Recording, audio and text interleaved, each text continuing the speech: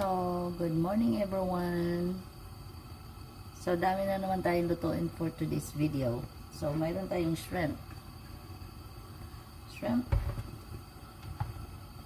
At mayroon tayong pusit. So, requested yan. Requested. So, tapos mayroon tayong crab meat.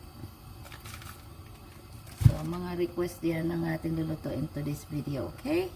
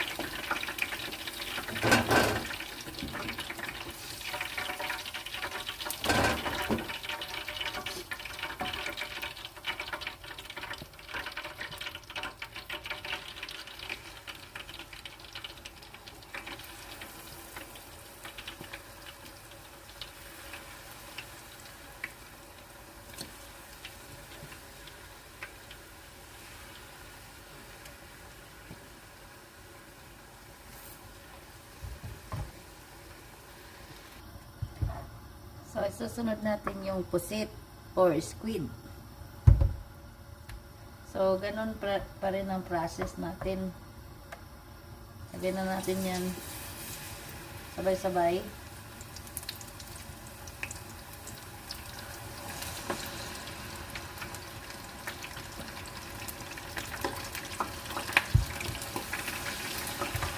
Tapos, gamitin natin ng ganito para magkahiwalay-hiwalay, no?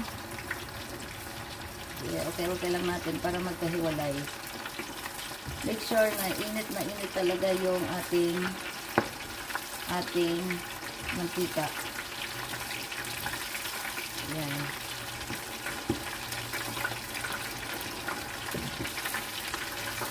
Yan, hiwalay. Ay, kabayo mo. So, ayan na. Kita nyo, hiwalay. Yan. So, okay na ito. Hanguin na natin. Yan, dami natin na yung gagawa today's video.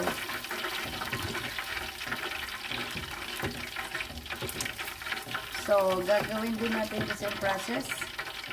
Ulit-ulit lang yan hanggang maluto lahat.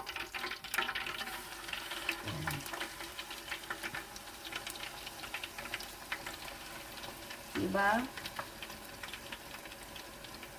Kailangan lang tama-tama lang yung laki ng pan nyo para yung init iisa lang side. Kaya ganun. Hayaan mo siya na ganun natin. Maghihiwalay-hiwalay din yan.